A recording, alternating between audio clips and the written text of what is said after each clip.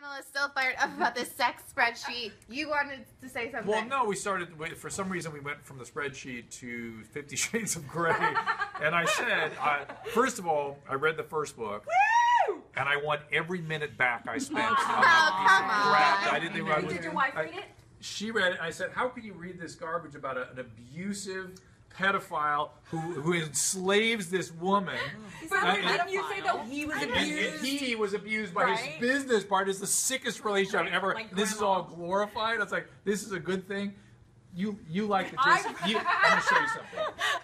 I'm going to show you Jason Ellis getting his skin cut. I saw that last night. I was like, okay. She saw that last night when she's sitting in bed going, oh, stop it! Okay, I want to bring it back to the fact that you never answered my question. No, I did. I said. So what's your secret? We've been very attracted to each other from the beginning, which I think is really. A lot of people don't like sort of measure. You have to be really involved in your partner. You know, when you start. She had, we had children and stuff, and things obviously dropped down during that. Well, especially triplets. I know, it's intense.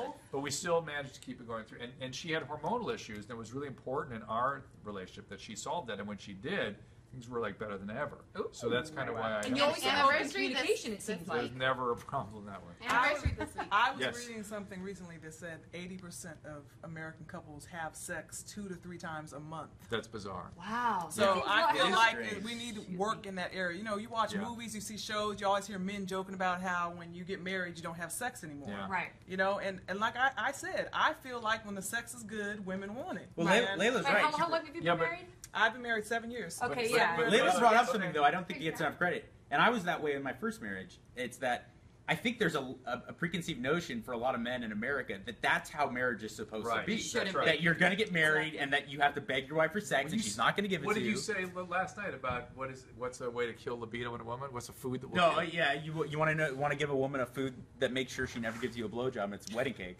Oh, God. Wait, look, I do want to say, though, really quickly, because it does take, I don't want people to think that are in a marriage and think, oh, gosh, we're the couple that's only having sex twice a month. It does take work. So it's not completely organic and easy. It takes work. And research has shown that if couples are having regular sex relationship, particularly 1.5 times a week on average, tend to express more happiness. How do they measure half? I mean, just an average. Well, it's just an average. But look, I've been married. I've been married and with my husband for 10 years, and we're all married on this panel here, some twice.